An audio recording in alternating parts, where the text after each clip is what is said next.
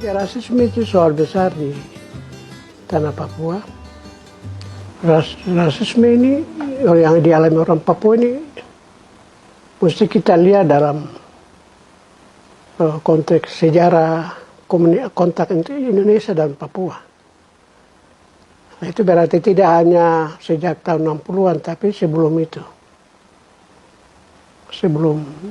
Jadi berabad-abad sebelumnya, kalau saya bisa bilang.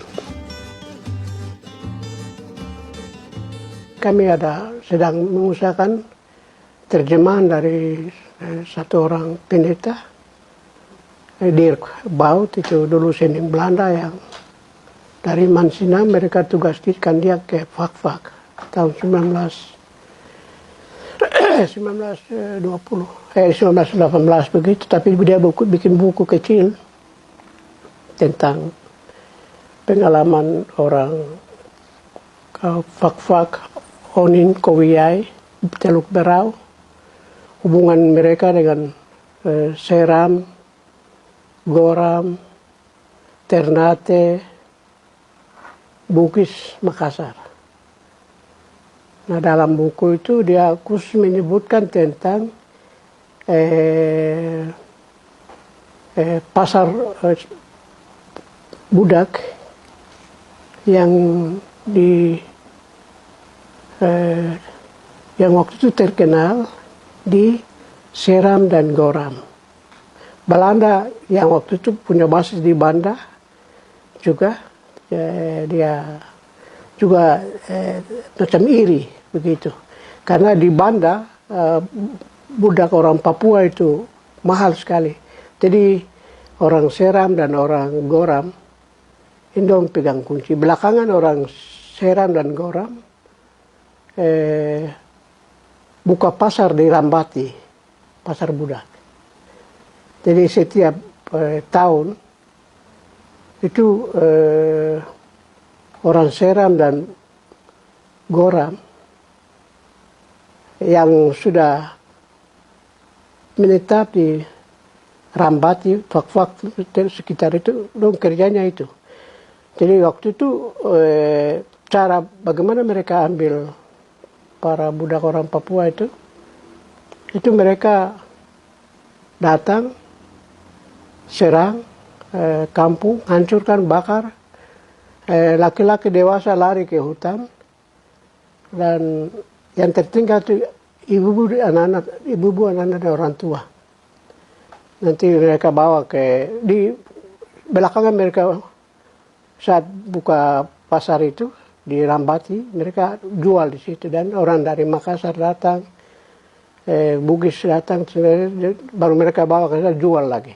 Dan di situ yang tadi saya singgung itu, orang Belanda itu juga merasa cemburu karena ini mereka kendalikan pasar itu. Nah, belakangan ini, jadi ini sesuatu praktek belakangan itu saat Otto dan Geisler Februari 1855 datang itu, dorang bawa surat keterangan dari Tidore yang dibawa oleh dua misionaris ini di Mansinam, dan mereka kasih tunjuk. Ini surat dari keterangan dari dari Sultan Tidore kah. Orang bilang, wah, orang tidak senang, ini bukan orang baik, ini orang yang selama ini rampok kami, begitu. Nah, ada sumber lain juga yang dari KITLV, itu mereka terbitkan tuh tahun 1851,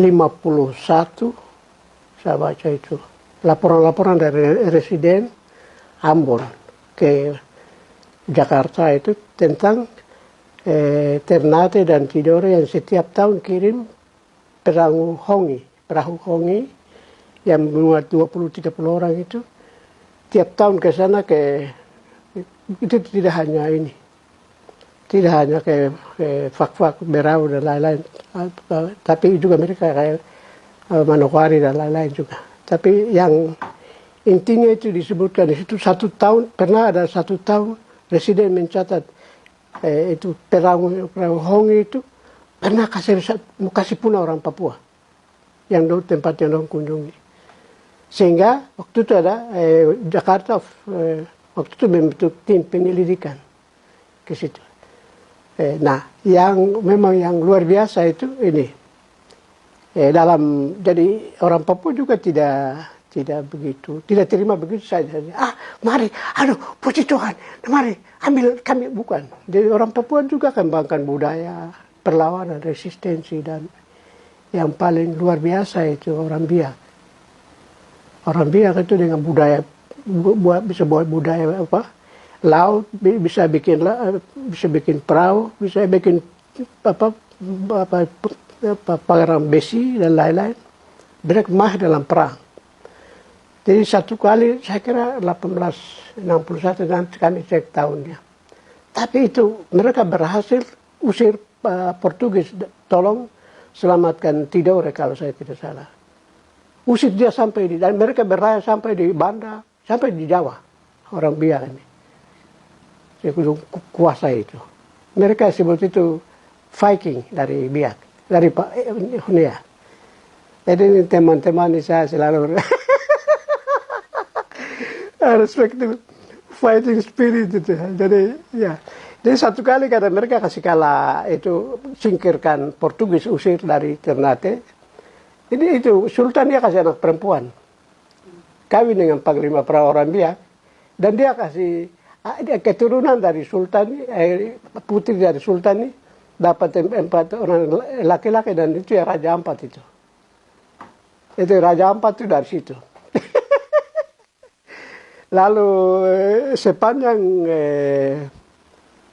tahun 18, 19 itu banyak sekali gerakan misianis. Konor ya, itu orang-orang betul-betul mau lawan ini.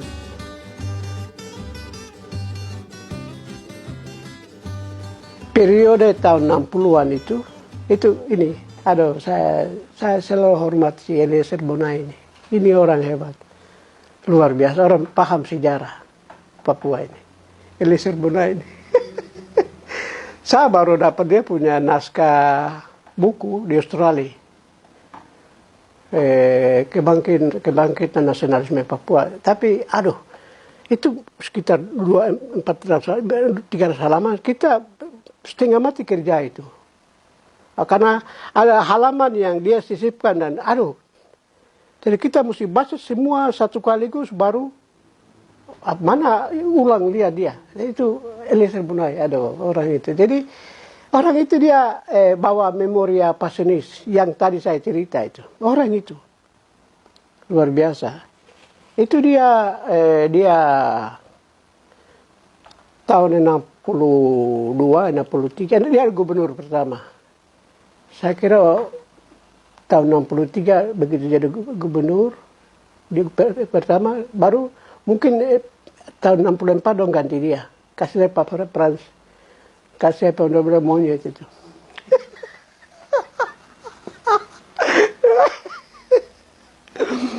Jadi ini Eliezer Bonai ini ada orang yang saya kira memang, jadi saya kira dia yang usulkan pernah dipercepat tahun 64 karena dia lihat.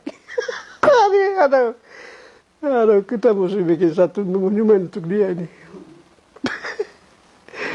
Sekurang-kurangnya dia punya ingatan sejarah ya, luar biasa. Jadi dia kan 2 hal penting waktu itu yang dia perhatikan. Dia perhatikan itu begitu pejabat Indonesia masuk ke semua rumah-rumah di peninggalan Belanda, masuk semua, ambil semua barang-barang, ambil. Jadi itu yang dalam bahasa itu amber. Tidak ada yang dong kasih tinggal. Ini dia saksikan di depan dia. Dia dong kasih naik semua di kapal-kapal, baru kirim kembali. Jadi sayang, sungguh sayang. Saya hilang generasi itu. Tidak ada yang wawancara. Tapi itu cerita begini ini ada di Belanda di Irian Jaya kah? Yang KITV terbitkan. Itu di situ ada sejumlah, ada yang 2 buku itu, ada yang, ayo sudah, saya lihat ke sana jadi. Jadi ada yang itu memuat pejabat pemerintah Belanda tahun 61, 62 kan sekitar itu. Tapi ada juga yang orang Papua. Orang Papua ini yang cerita itu. Dan saya sudah baca sedikit di buku itu. Ya, mungkin sudah lihat buku John Rumbiak ya. Nanti saya kasih kalau belum. Itu saya muat di situ sedikit. Tapi mereka lihat itu. Ambil dan kemudian setelah itu dong kasih naik barang. Ini saya kira ini sedikit yang diakui oleh si Jacob Steiner, I Love the Army. Ada yang punya buku itu kan? Coba cari itu. Tapi kalau ada sahabat foto, siapa orang bawa baru tidak kasih kembali, ini orang gila semua. Tapi ya sudah. Jadi di situ dia Pak Jacob Steiner mengakui sedikit. Barang-barang dia bilang, saya sendiri ambil botol begini, yang orang pakai untuk apa di halaman rumah kah? Korden apa semua dong bawa. Jadi sebagai itu apa si dari Serbunai itu dia lihat ini semua dalam perspektif apa yang dia tahu. Ya, yang kedua itu yang kedua yang dia lihat itu apa buku-buku orang Papua. Jadi bulan itu juga saya menyesal pada Peter Hastings itu orang wartawan Sydney Morning Herald, dong undang dia tahun 60 63. Mungkin berapa bulan dong datangkan dia. Baru dia lihat, dia cerita tentang bulan Mei tanggal 3 atau tanggal 4. Sehari setelah penyerahan. Itu Kemuruan 3. Itu pejabat Indonesia itu dong kumpul semua buku-buku tentang orang Papua di depan kantor DPRP ini. Semua. Baru bakar. Saya kira ini memang bangsa gila betul. Jadi nanti lucu itu si Eliezer Bonai punya definisi tentang nasionalisme Papua itu. Dia seperti bilang, ini dulu bangsa ini yang dulu datang rampok kami, hancurkan kami, baru sekarang dia datang berdiri di depan kami mengajar. Itu dia bahasa. Tadi bilang, di bangsa ini ambil, tanpa berhenti, tanpa ini. Jadi itu dia asosiasikan apa yang dia lihat tahun-tahun itu dengan sejarah.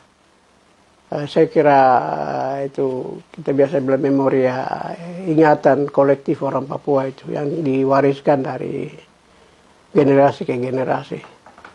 Jadi itu. Dan yang kedua itu yang tadi saya kira yang paling itu pembakaran buku-buku ini kurang ajar. Jadi kami menjadi bangsa sejak tahun 60 itu kita menjadi bangsa tanpa sejarah, bangsa tanpa kebudayaan. Itu kami pun orang Papua pun tragedi itu. Kamu tulis bagian itu Papua tragedi ya. Itu. Jadi setelah itu orang Papua mulai diajar baris berbaris setiap hari Senin kasih naik bendera, hari Sabtu kasih turun bendera, lagu-lagu wajib satu Nusa. Ya, dari Sabang sampai dari orang semua semangat juga terbakar juga habis di situ. Pak dia bangsa kena tipu.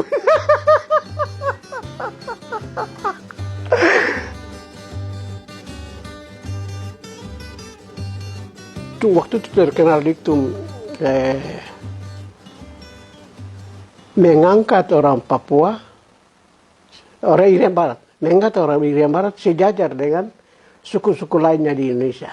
Itu dia punya kalau apa, kalau mau ambil, kalau kita menyanyi di gereja itu harus ambil nada dulu. Jadi nada dasar dari apa pembangunan, nada dasar dari kerangka pembangunan Indonesia itu di tanah Papua itu. Jadi dia bangsa Papua tidak punya sejarah, primitif, backward, koteka, tinggal di atas pohon. Dia mau paksa kasih turun supaya dia bisa sejajar dengan Indonesia. Jadi dia kasih apa itu? Dia punya sejarah, dia bahasa, dia punya buku bacaan. Jadi kamu kan belum pernah masuk sekolah. Saya waktu itu kan dapat. Kami baru belajar bahasa Belanda di gunung di atas. 1, 2, 3, begini. Indonesia masuk, jadi ya sudah kasih tinggal yang itu baru tuh belajar Indonesia. Ahmad lari ke Ciliwung. Jadi itu ya itu jadi ya kita di transport ya secara pikiran, secara ideologi kita dicabut dari kepapuan kita, ke kampungan kita, ke kebudayaan kita, ke kultur kita, dibawa ke luar dari ya Ahmad naik kereta api dari Jakarta ke Bandung dan dari wah ini kereta api ini barang apa ini kan begitu. Tapi sudah, harus terima karena sudah kalau mau menjadi ya mau sejajar dengan saudara-saudara lain ya harus korbannya itu apa harganya itu ya kita mesti bayar. Jadi saya kira itu sendiri menurut saya itu ada unsur-unsur rasis di situ. Jadi sudah menganggap kita bangsa yang primitif, bangsa yang tidak beradab, bangsa yang macam-macam. Nah,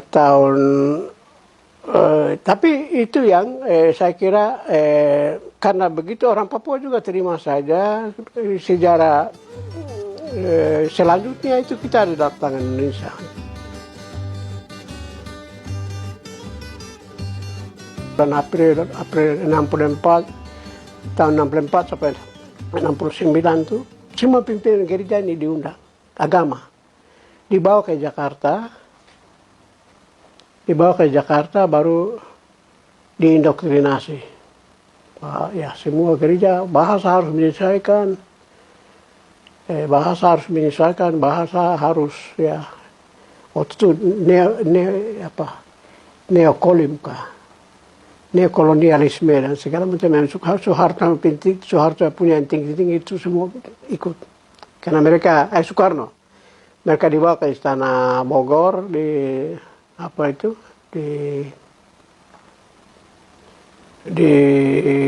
indoktrinasi selama 1 minggu. Kemudian sebelum pulang mereka suruh tanda tangan pernyataan dukungan gereja-gereja agama-agama di tanah Papua kepada Irian Barat, pada Indonesia itu tahun-tahun 60. Tapi Indonesia juga orang-orang Papua juga ya waktu itu aktif sekali.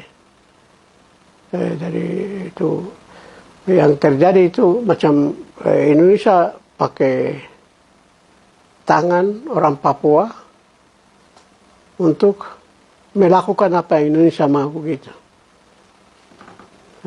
Jadi tahun 60 itu kenyataan mungkin saya kira tahun 63. Maret 63 sampai 60 Desember 61 tahun itu hampir 9 bulan itu Indonesia pakai untuk semua orang Papua ini bikin pernyataan-pernyataan mendukung. Jadi kalau tadi saya singgung agama, itu juga orang-orang Papua juga adat gereja, adat budaya semua, pemerintah semua dibikin semacam ada 10 pernyataan komunike, ada macam-macam itu untuk menyatakan dukungan kepada Republik begitu. Jadi tapi itu tadi dasarnya tadi itu Papua harus menjadi berpikir, berperilaku, ya orientasinya harus yang Indonesia punya, yang Papua punya itu harus kubur, begitu. Jadi saya kira itu yang terjadi dengan operasi Koteka segala macam, itu semua bagian dari situ. Buku-buku orang Papua dibakar tadi, tapi juga ada larangan-larangan terhadap buku-buku yang ditulis oleh orang Papua. Ada buku yang ditulis oleh pendeta, saya lupa ini yang dulu ketua DPR tapi yang wakil ketua Sinode GKI dulu. Mamuribo. Itu dia menulis tentang gerakan misianis Koreri sebenarnya, tapi itu dilarang waktu itu. Salah satu buku. Terus ada Pak Mampioper ini, siapa ini punya bapak ini? Ada laki-laki di Jubi ini. Mingus bapak itu. Dia punya buku itu sebenarnya sejarah saja. Jayapura ketika perang Pasifik. Itu juga don cari dalam daftar buku terlarang. Jadi semua yang itu dia cerita sih bagaimana sekutu mendarat di Hamadi dalam, tapi itu juga dilarang. Jadi kita mengalami itu. Nah, dari situ yang saya kira kita, kalau saya selalu bilang kalau sejarah gereja, kalau kan pun sejarah gereja atau sejarah Papua itu ditulis dari perspektif orang Papua yang jadi korban, itu agak, jadi misalnya dari sejarah bagaimana gereja-gereja menghadapi dokumen-dokumen rahasia. Saya di gereja-gereja kami ini ada banyak dokumen-dokumen rahasia yang menyulutkan gereja-gereja. Jadi saya kira kebanyakan gereja hari ini itu ya barangkali bawa memori itu, sehingga ya tidak bisa berpikir kritis, melihat pembangunan dari sudut pandang bagaimana pembangunan tolong kita, tapi bagaimana kita sebagai gereja harus mengawal, walaupun itu menyakitkan, walaupun itu mengorbankan kita punya masyarakat sendiri. Itu semacam gereja juga ikut ini. Jadi kalau hari ini ada gereja-gereja yang bicara ini agak kritis, itu sebenarnya hanya gereja memperbaiki dirinya sendiri saja. Itu. Dan di sini bagian dari gereja saya sebut tuh dalam proses ini tuh kami punya orang Barat yang mendirikan gereja ini, itu berkoordinasi dengan TNI Polri tahun 70-an, 80-an, 77 dan 78. Baik. Jadi kita sebagai gereja, saya sebagai ketua ini, di sinode ini, saya datang ke masyarakat yang korban, saya selalu minta maaf pada mereka secara sinode. Memang dalam konferensi kami juga mau buat bahwa ini bukan pekerjaan Tuhan bunuh-bunuh orang, kerjasama dengan. Tapi itu pengaruh ke kita ada. Nah, kemudian ada badan sending yang dirikan gereja GKI orang, teman-teman di Argapura ini.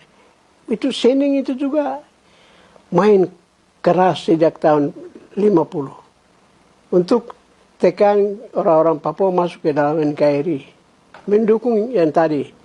Yang menurut saya itu tidak betul. Jadi orang kalau yang di teman-teman GKI punya itu, orang baru keluarkan di satu disertasi itu tahun 2006 lalu di Belanda. Jadi kita bisa baca bagaimana. Lalu yang ketiga itu Gereja Katolik Indonesia. Itu juga itu orang kami bisa baca di buku biografi dari, saya lupa itu. Baru terbitkan, bukan baru, sudah mungkin 10 tahun lalu kan, terbitkan oleh Kompas, PDB Kompas, tentang sepak terjang gereja Katolik di tahun DGI juga masuk. Jadi ini semua gereja ini yang menjadi bagian dari Indonesia itu sudah rangkul kami secara politik ideologis. Jadi kalau hari ini kita berhadapan dengan rasisme, gereja sendiri harus temukan diri, harus barangkali berdialog dengan Itu dulu macam PGI. PGI datang ke saya sampaikan, tuan-tuan dan nyonya, kita punya sejarah yang tidak baik terhadap kami. Sekarang ketika kami jadi korban rasisme itu, tugasmu di mana? Termasuk Gereja Katolik Indonesia kita mesti dialog begitu. Itu bagaimana itu? Apakah untuk itu kau berjuang untuk serahkan tanah ini? Begitu.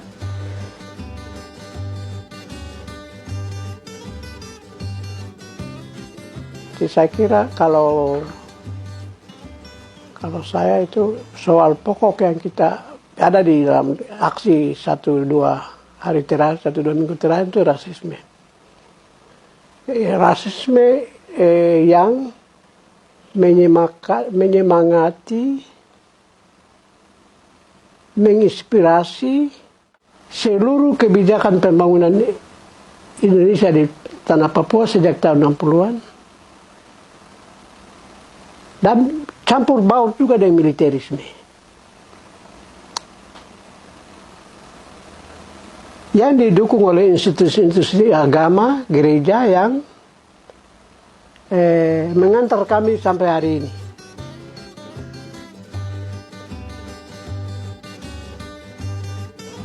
Rasisme itu sendiri sebenarnya dalam sejarah Indonesia modern itu kita bisa lihat di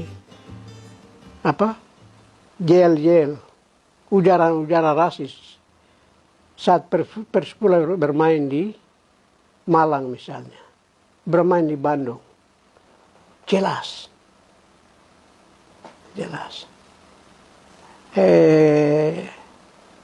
Yang itu termasuk Philip Karno. Philip Karno menulis buku. Itu dia setiap hari dia waktu kuliah di Jawa. Saya kira semua orang Papua yang kuliah di Jawa bisa cerita tentang rasisme. Bagaimana mereka diposisikan sebagai bangsa monyet, ketek katanya itu. Jadi saya kira kalau sampai hari ini saya kira rasisme ini itu yang terakhir seperti misalnya itu tadi saya singgung. Frans Kaisepa, gubernur kedua Irian Barat, mungkin sejak pertengahan tahun 1964. Itu sudah dianugerahi atau apa. Dia sudah di pahlawan nasional, tapi pahlawan, mungkin kita bisa bilang pahlawan nasional abal-abalan kan. Saya lihat orang Pare-Pare di Facebook, kok monyet kok dijadikan pahlawan. Wah. Dan Presiden Jokowi lewatkan itu. Menteri Komunikasi dan Informasi Indonesia lewatkan itu. Koran-koran Indonesia lewatkan itu. Kompas, Republika itu ada di mana itu? Jakarta Post. Penyerangan terhadap asrama di Indonesia. Saya kira sudah lama itu. Di depan TNI Polri, di depan Satpol. Ini semua orang jadi saksi. Dan saya kira yang tadi itu, rasisme kita itu, cara lihat saya kemarin dong bilang, coba dia Presiden Jokowi saja, pace maice, kok bicara bahasa sedikit formal, kau presiden. Jadi menurut saya ini orang-orang yang kurang aja semua. Dalam pemaparan tentang visi misi visi misi dari Presiden Jokowi, tidak ada sedikit pun tentang program tentang hak asasi manusia. Jadi menurut saya soal terbesar orang Papua itu rasisme. Dan teori saya, ketiga, kenapa kemarin masyarakat brutal?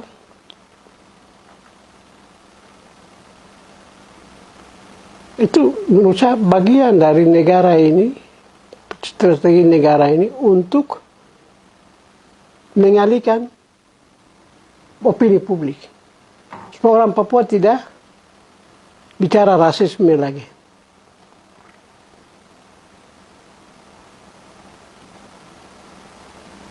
Dan saya kira orang Papua juga ya mungkin kurang ajar juga barangkali kalau memang orang juga mulai nakal-nakal. Kok minta rasisme, kok bikin hancur orang punya gedung, hancur orang punya usaha, itu dari mana? Kau juga berarti kita selalu berpikir ada serigala di Indonesia punya pikiran, tapi barang mungkin juga ada di dalam kita kan?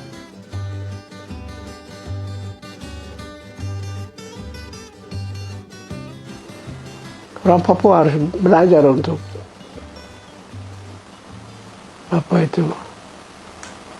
menjaga harga diri, identitas yang sudah dihancurkan, martabat itu hanya bisa dibangun bukan dengan minta Indonesia, minta PBB, bukan minta gereja-gereja datang mengembalikan kami punya harga diri. Tidak, kau yang bikin.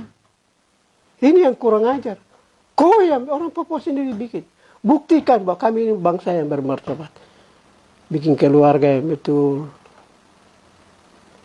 Bikin kebun, kasih makan istri, kasih makan suami, kasih sekolah anak-anak. Ya. Piara babi, piara ikan. Bangun harga. Karena memang kita sudah dihancurkan. Rasisme sudah hancurkan kita habis-habisan. Jadi sudah secara sistematis lewat pembangunan bias ya, dua konsep itu yang saya tahu itu bias pendatang. Dulu, saya lupa lagi. Saya mesti minta disertasi orang Bali dulu. Dia bikin disertasi di Australia. Tapi untuk bikin disertasi dia tidur di ini.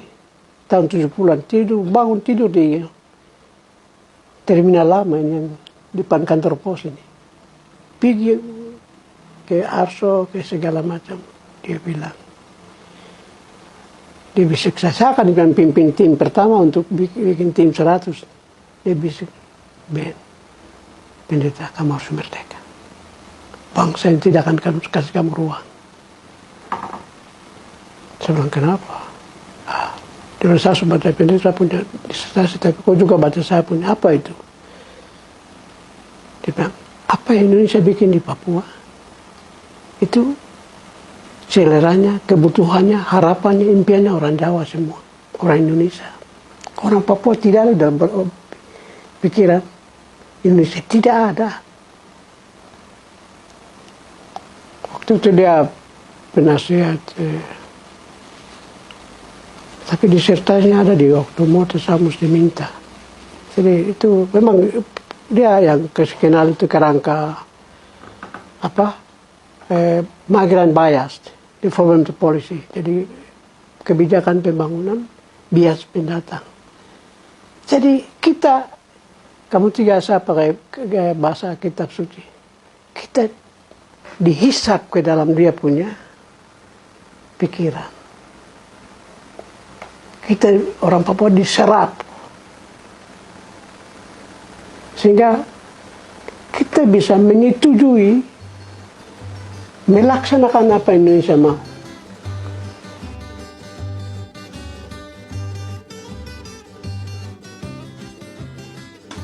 Tanggal 16 Agustus itu bagi saya kebangkitan. Kebangkitan orang Papua. Oh, dong sadar. Oh, kami ini monyet ya. Jadi itu yang bangkit dan itu yang bangkit. Oh, kami ini monyet ya. Jadi kemarin kata-kata kasar. Saya lihat dalam pucuk lebaran. Pas. Tapi pendatang tidak siap terima. Pas. Sudah bagus. Dan saya kira itu yang tentara tidak mau. Dan malam begitu Manokwari pecah, pasukan turun. Jadi kita digiring untuk lawan ini pakai dalam pakaiannya. Bukan itu. Harga diri, martabat itu. Semua orang duduk, orang Papua. Kasih bangkitkan generasi Papua yang mau pendidikan betul. Itu baru kita bisa lawan bangsa ini. Jadi kasih sekolah betul, kerja sungguh-sungguh, cari uang, kasih masuk uang di bank, kasih sekolah tiap hari, urusan anak. Kita bisa menjadi seperti Musa dalam kitab suci ya. Tapi kalau tidak, kita hanya tinggal